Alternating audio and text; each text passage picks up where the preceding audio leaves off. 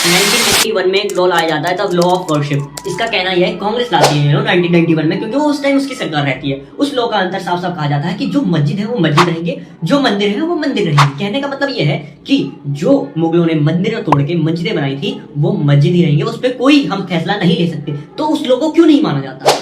क्या पिछली सरकार जो थी बना के गई है कानून, उस लोगों को नहीं माना जाएगा? क्या जब भाजपा सरकार आज जो कानून बना रही है, जो भी कानून आज उन्होंने नए नए बनाए हैं, तो उसको आने वाली सरकार नहीं मानेगी? जैसे कि जीएसटी, क्या जीएसटी बाद मोदी सरकार के बाद में खत्म हो जाएगी? तो उस लॉ को क्यों नहीं माना जा रहा 1991 के लॉ को? और जहां 1991 में लॉ आया था तब लॉ ऑफ वर्शिप, तो 1992 में मस्जिद क्यों तोड़ी गई? 6 दिसंबर 1992 को मस्जिद क्यों तोड़ी गई? और यही अगर उस लॉ के हिसाब से, तो आज हम राम मंदिर नहीं बना पाते। तो ये क्या कहते हैं, कांग्रेस एक हिंदू विरोधी पार्टी थी, हिंदू विरोधी पार्टी थी। देखो, मैं यहाँ किसी पक्ष में नहीं हूँ, किसी के विपक्ष में नहीं हूँ, किसी आरोप प्रत्यारोप नहीं जताना चाहता, लेकिन मेरी बात को समझना कि 1991 में ऐसा लोग कांग्रेस क्यों लेके आती है? क्योंकि उसको पता है कि इस देश में मुगलों ने राज किया था, और मुगलों ने राज किया था तो हर मंदिर तोड़ के मस्जिद बनाए गए हैं, ये सिख है। लेकिन अब हम आ जाते हैं ज्ञानवापी वाले केस में। देखो, राम मंदिर का फैसला हुआ तो देश में धूम तो मची, लेकिन अब ज्ञानवापी का केस में उभर के बहुत तेजी से आ रहा है कि सुप्रीम कोर्ट ने, मतलब सुप्रीम कोर्ट में तो अभी फैसला गया नहीं है, सॉरी, महाराष्ट्र के हाई कोर्ट ने एएसआई को रिपोर्ट दे दी है और बोला है कि आप एएसआई वालों, आप रिपोर्ट की जांच करो, जड़ से जांच करो, जितना हो सके उतना जाए। लेकिन तहखाने की चाबी भी यहाँ पे पुजारी को दे दी गई है।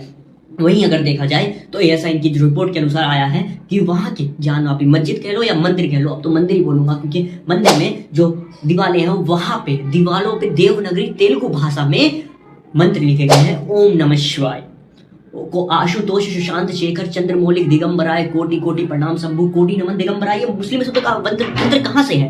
ये मंत्र तो हिंदू धर्म के हैं, ये मंत्र वहां कैसे निकले, वो भी देवनागरी और तेलुगु भाषा में? लेकिन मस्जिद तो उर्दू में लिखी जाती है।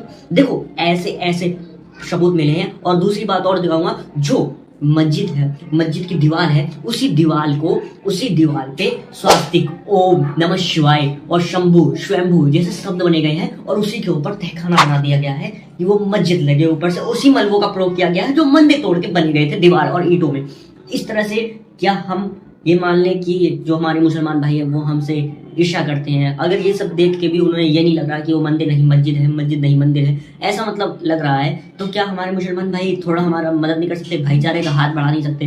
क्या वो इस चीज को, देखो, वो हमारे लिए एक आस्था का प्रतीक है, हमारे शिव जी है जहाँ पे वो हाथ बार होते हैं। चलो, हमें कोई बुरा नहीं लगता। देखो, जो उनके पूर्वजों ने गलतियां करी थी उनको मान ले वो, और एक भाईचारे के नाते एक हाथ आगे बढ़ाएं और कहें कि ये तो आपकी जमीन है, हमारे पूर्वजों से गलती हो गई थी, चलो उसको भुला दिया जाए पुरानी दुश्मनी को। क्या ये भाईचारे का हाथ नहीं बढ़ा सकते? क्या अयोध्या में राम मंदिर में जो लाखों लोगों की जान गई है, खून की नदियां बही हैं, क्या उसको नहीं रोक सकते? क्या ज्ञानवापी मंदिर में मस्जिद बना हुआ है, जो मस्जिद के ऊपर मंदिर के ऊपर मस्जिद जो बने केस आ रहे हैं, क्या इसको वो नहीं रोक सकते? मैं मुसलमान भाइयों से इतनी अपेक्षा करूंगा कि भाईचारे का हाथ आगे बढ़ाइए। देखो, आपके लिए वो तो सिर्फ एक डेवलपमेंट एरिया है जहाँ पे आप जाते हैं, बस पूजा करते हैं, लेकिन वो हमारे लिए एक आस्था का प्रतीक है, वो हमारे शिव हैं। देखो, बुरा भला हो जाता है सबके साथ, लेकिन वो हमारे शिव हैं, महादेव है, शिव शंभु है, उनके लिए ऐसा ना करिए।